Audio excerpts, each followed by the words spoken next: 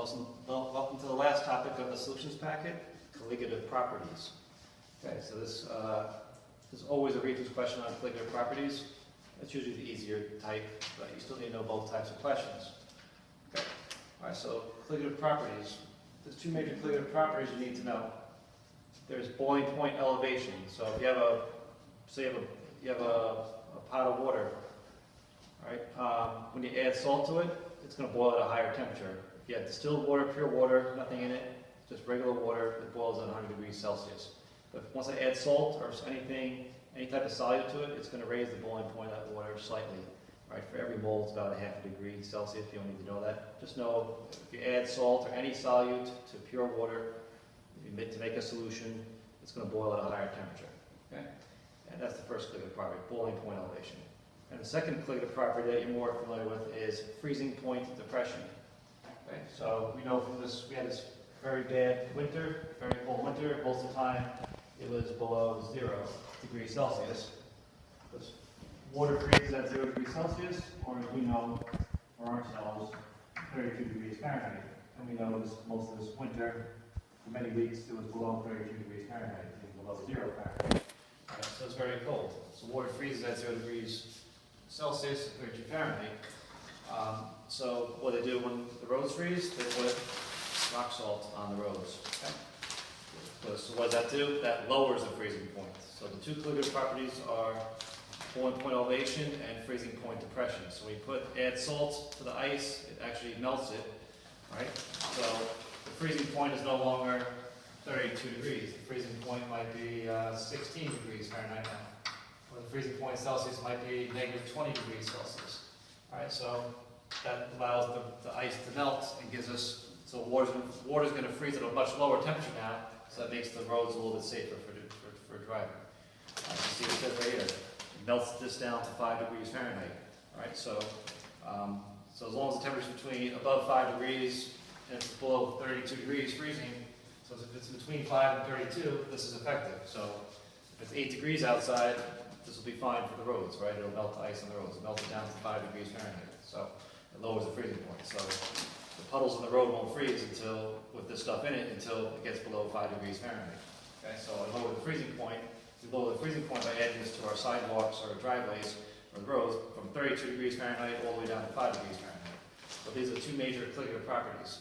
Right, boiling point elevation and freezing point depression. So just know, anytime you add something to water, like salt, sugar, any solute to water, it's going to raise the boiling point, and it's going to lower the freezing point. So hot gets hotter, boiling point gets higher, cold gets colder, freezing point gets lower. Okay? Those are the two most important colligative properties you need to know. Okay, and again, of course, the more you have, the more it's going to lower the freezing point or raise the boiling point. So let's start with some easy questions. On page 32 underneath your notes, right? Thinking hard as we go. So the first one says, which has a higher boiling point? 1.0 molarity KCl solution or 2.0 molarity KCl solution? So 1 molarity is 1 mole per liter. 2 molarity is 2 moles per liter. So obviously 2 moles is going to have more effect than 1 mole. So the answer would be the 2.0 M KCl solution has a higher boiling point. Okay.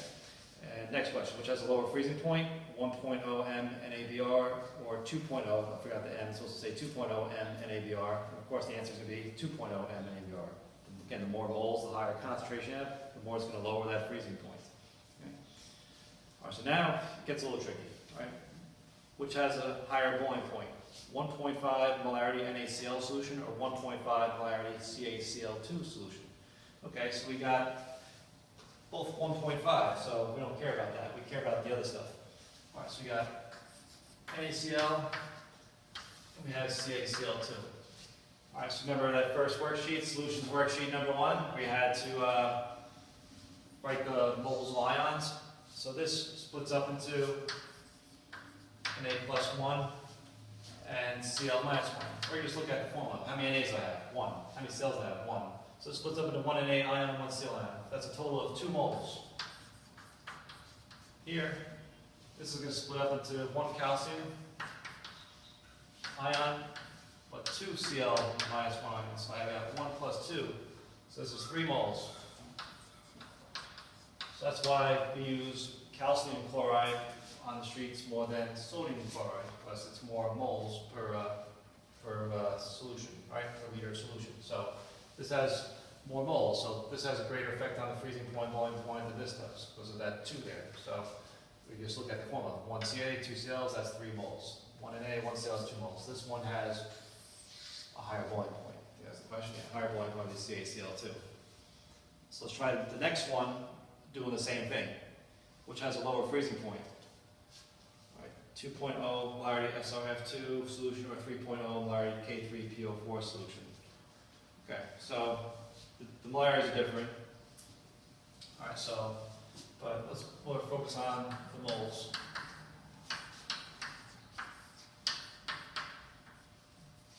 I think they both should be both 2.0. All right, so just change that 3.0 to a 2.0, so they're both 2.0. Okay, so we got SRF2 and K3PO4. How many SRs do I have? 1. How many Fs? 2. So that's a total of 3 moles. Now here we got 3 Ks. We got 1 PO4 ion on table E, right? So this would be 3K plus 1 and 1 PO4 negative 3 on table E. So that's 3 plus 1, which is 4 moles. So this has more moles than that, so this will have a lower freezing point. Okay? All right, so now turn to page 33. I'm going to do these some more. I'm going to do page 33 with you, and then you should be good for the last page on your own, page 34.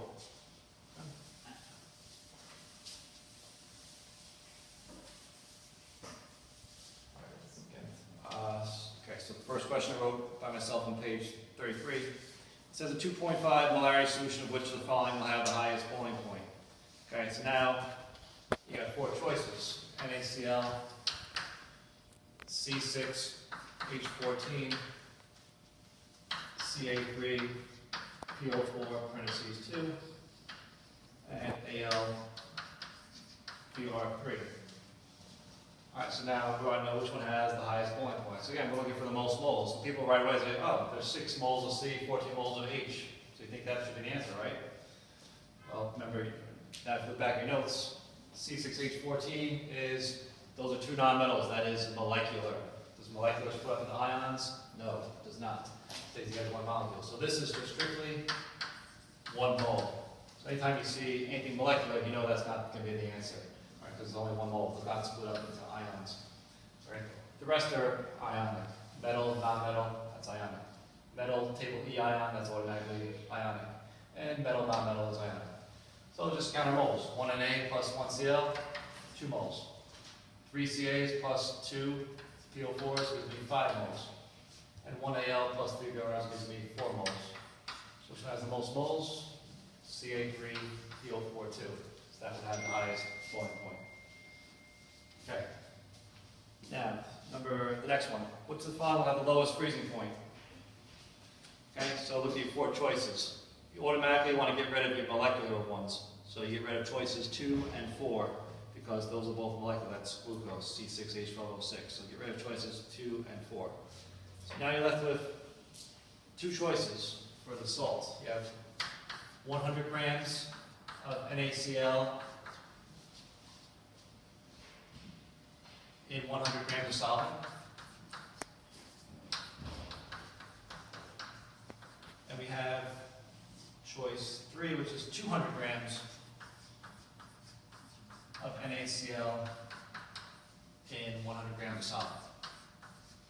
So let's just think of 100 grams of solvent as 100 grams of water, and which is going to have a greater effect on the boiling point. 100 grams of salt dissolved in 100 grams of water, or 200 grams of salt dissolved in 100 grams of water. It's always going to be the most dissolved and the least. So which one is the most soluble dissolved and the least amount of solvent? This one, 200 grams of NaCl in 100 grams of solvent. So always look for the most dissolved and the least. So that would be choice 3. Okay. All right. Let's make sure you understand this because you have a tough worksheet on this. It's only 6 questions, but a lot of people fail it every year. So make sure you understand these questions. Okay, now, the next question, number 1. All right, this is how most Regents questions will look like this. This is very easy. Compared to pure water at standard pressure, so that's pure water. So compared to pure water, a 1.0 molarity NaCl solution, so now you got your solution. Remember, the solution always has what? Higher boiling point and lower freezing point. So the answer is 2. Okay? And they could also ask you on the short answer question, if I add salt to water, what will happen to the boiling point? It'll go up. What will happen freezing point, go down. So it'll always be a compare question, like compare the boiling point of pure water to the boiling point of the solution. The solution has a higher boiling point than the pure water. Or compare the freezing point of the pure water to the solution. The answer is always be the freezing point of the solution is lower than the freezing point of the pure water.